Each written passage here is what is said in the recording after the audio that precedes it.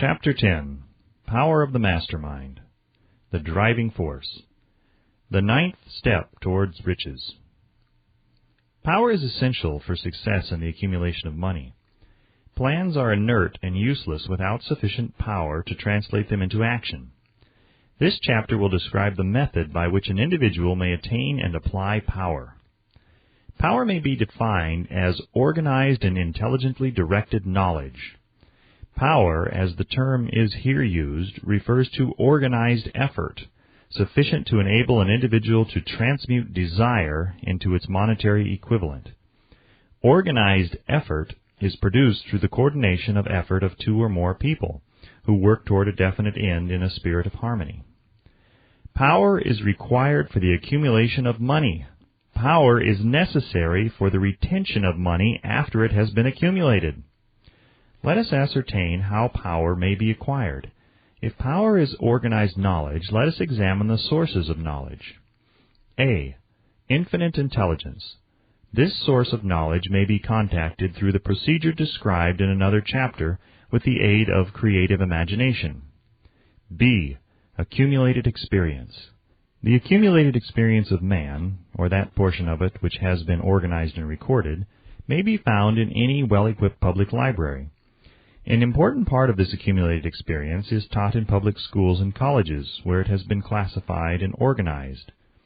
C. Experiment and research.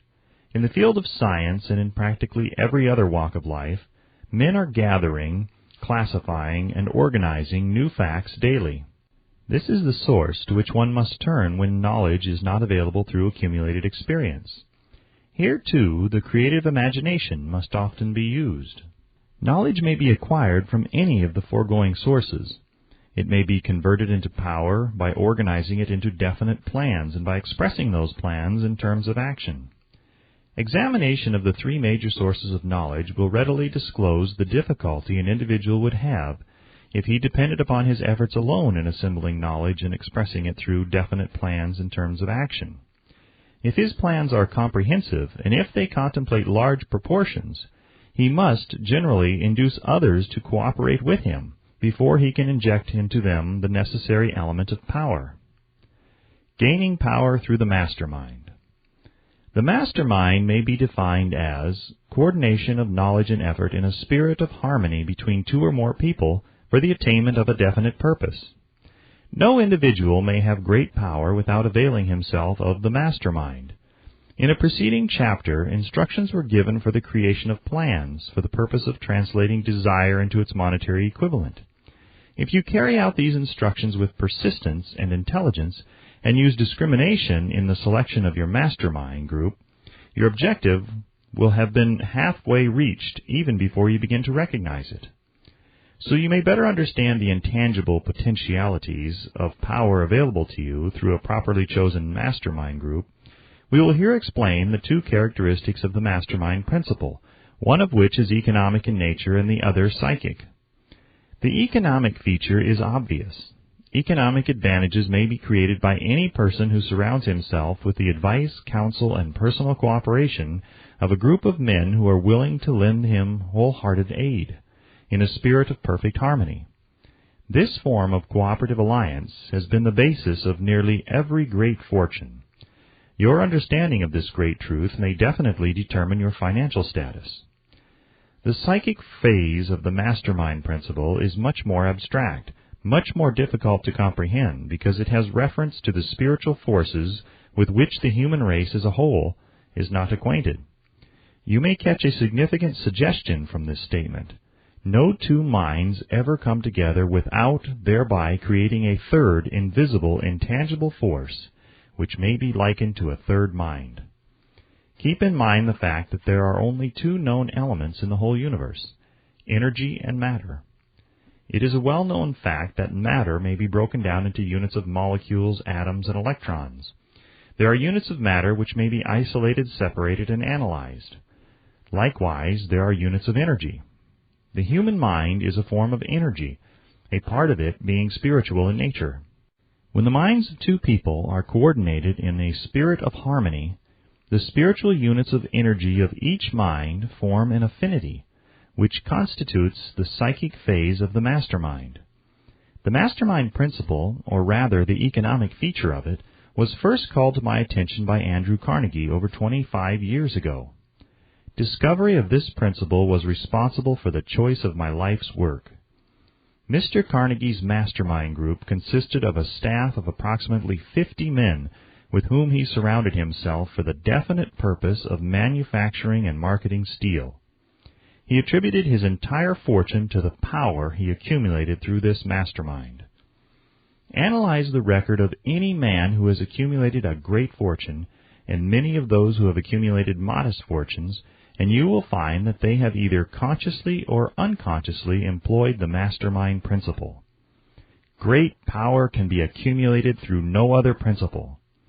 Energy is nature's universal set of building blocks, out of which she constructs every material thing in the universe, including man and every form of animal and vegetable life.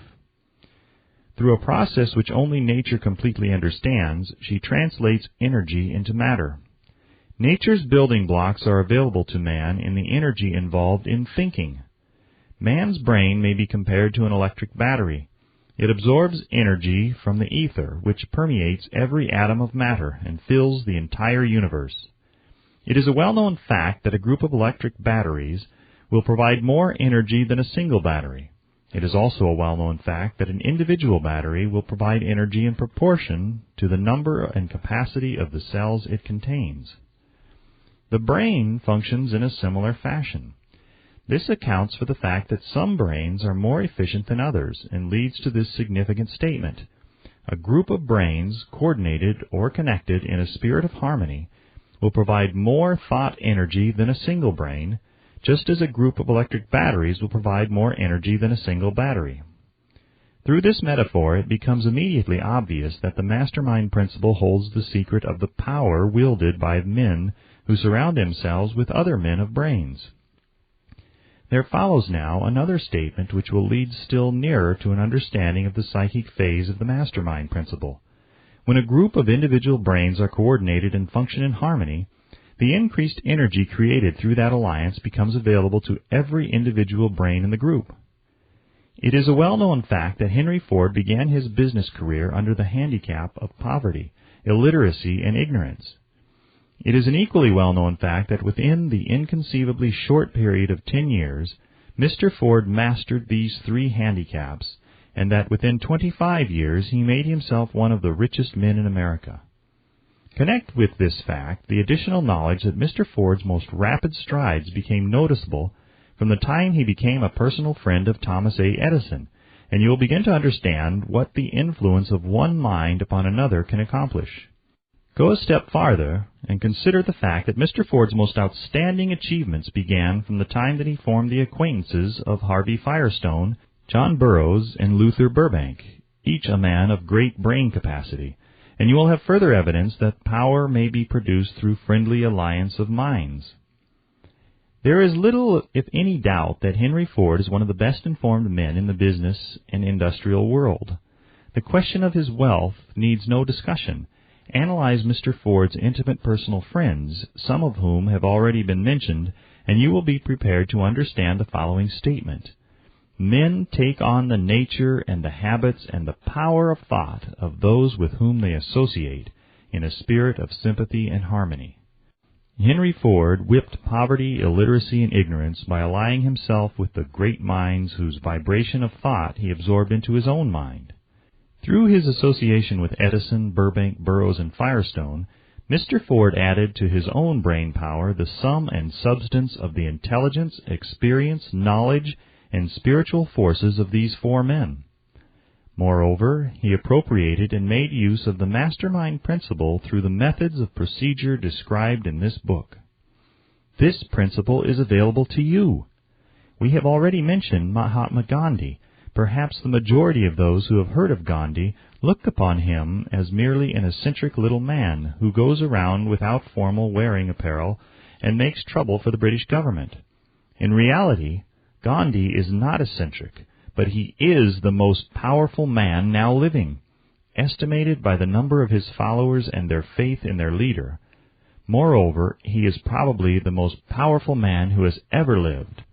His power is passive, but it is real. Let us study the method by which he attained his stupendous power. It may be explained in a few words. He came by power through inducing over 200 million people to coordinate with mind and body in a spirit of harmony for a definite purpose. In brief, Gandhi has accomplished a miracle, for it is a miracle when 200 million people can be induced, not forced, to cooperate in a spirit of harmony for a limitless time. If you doubt that this is a miracle, try to induce any two people to cooperate in a spirit of harmony for any length of time. Every man who manages a business knows what a difficult matter it is to get employees to work together in a spirit even remotely resembling harmony. The list of the chief sources from which power may be attained is, as you have seen, headed by infinite intelligence. When two or more people coordinate in a spirit of harmony and work toward a definite objective, they place themselves in position through that alliance to absorb power directly from the great universal storehouse of infinite intelligence. This is the greatest of all sources of power. It is the source to which the genius turns. It is the source to which every great leader turns, whether he may be conscious of the fact or not. The other two major sources from which the knowledge necessary for the accumulation of power may be obtained are no more reliable than the five senses of man. The senses are not always reliable. Infinite intelligence does not err. In subsequent chapters, the methods by which infinite intelligence may be most readily contacted will be adequately described. This is not a course on religion. No fundamental principle described in this book should be interpreted as being intended to interfere either directly or indirectly with any man's religious habits.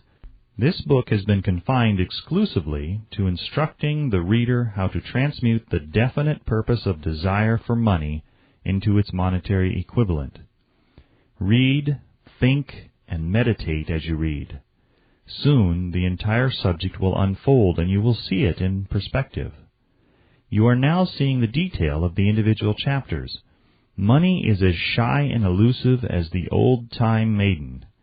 It must be wooed and won by methods not unlike those used by a determined lover in pursuit of the girl of his choice.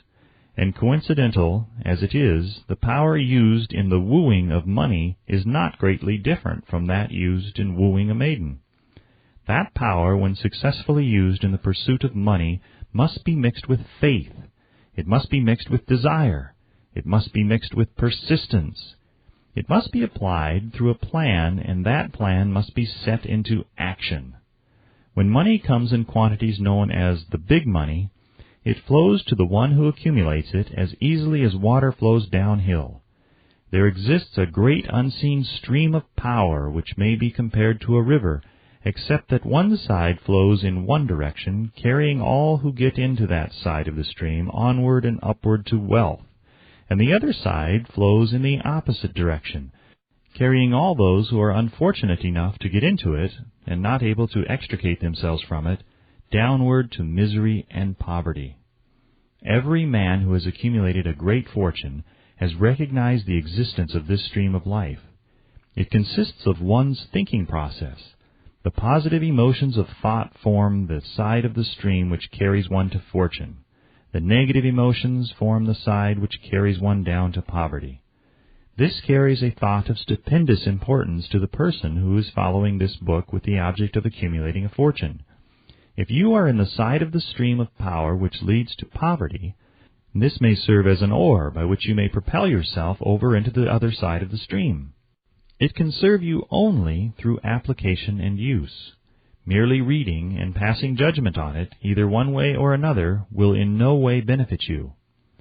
Some people undergo the experience of alternating between the positive and negative sides of the stream, being at times on the positive side and at times on the negative side.